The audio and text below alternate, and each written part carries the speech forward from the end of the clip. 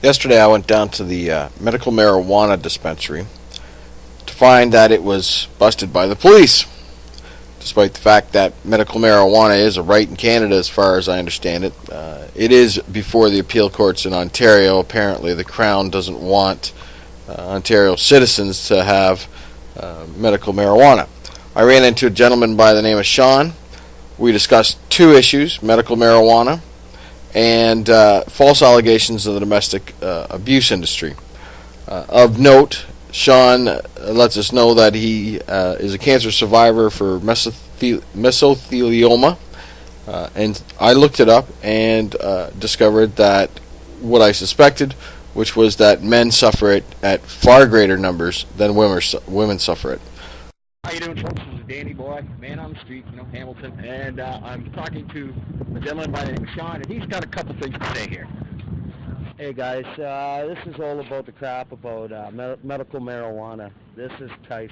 I had diagnosed with mesothelioma in 2009. I'm a cancer survivor now, and now I got prostate cancer. Second bout of it. I've had a medical marijuana card since about 1993 with Church of the Universe, Baldacero and Tucker, and I've been busted about 2-3 times since then with marijuana on my being, not for selling, for my own personal use. If I don't have it, I can't eat.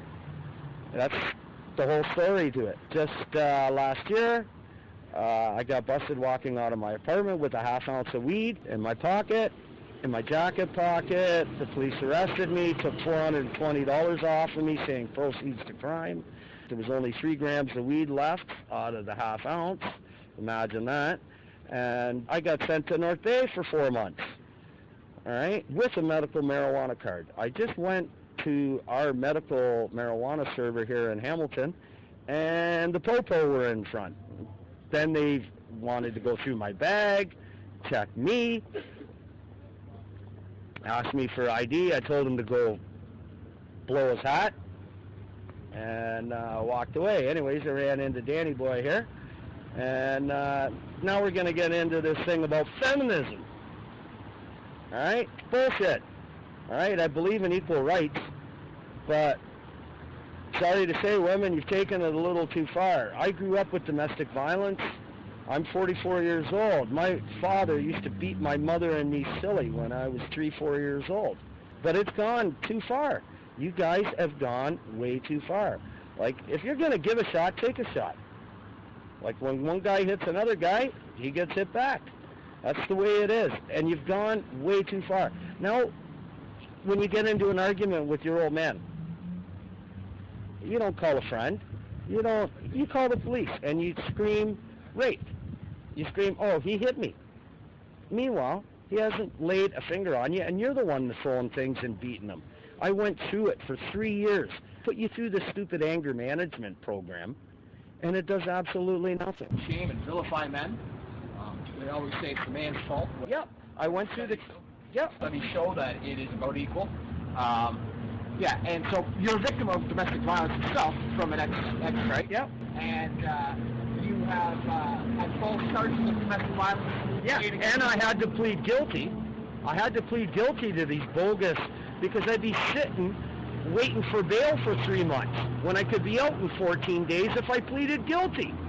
And that's the joke of it, that the court system is so against this violence against women. I don't understand. Virtually, when a woman beats a man, nothing happens. Because the man does not want to go to court. The man does not want to call the police and say that his woman hit him. Well, there's that, and also I've had a woman call the police on herself, and the police responded. She said, yes, I hit him. No, he didn't threaten me. No, he didn't hit me. And they took her to an abused women's shelter. What the hell's going on in his system here? Yeah. She called them on herself, allocated to the crime of assault. We have zero tolerance policy in Canada and in Ontario for domestic violence. And what do the police do? Yeah. They create a fraudulent system. Yeah. So anyway, Sean. And you know what's even worse though is try this situation. The one time that I did go for the fake domestic violence, she called the police. The police showed up. I had a handful of hair that she ripped out of my head and she didn't have a mark on her, and she smashed my head off the toilet bowl for me trying to flush the weed down the toilet because she was going to rat me out. And when I was in the ambulance getting butterfly stitches put on my head, the cop turned around and said to me, if you do not charge her, Sean, you're going to jail. And I says, I don't call the police. I don't charge women. And guess who went to jail? And guess who did 30 days? Sean, I appreciate your honesty, your candor. This will be up on YouTube. It'll be a little bit of an edit job, but I appreciate your words. It's good meeting you, Dan. It's a pleasure meeting you too, sir. Take care.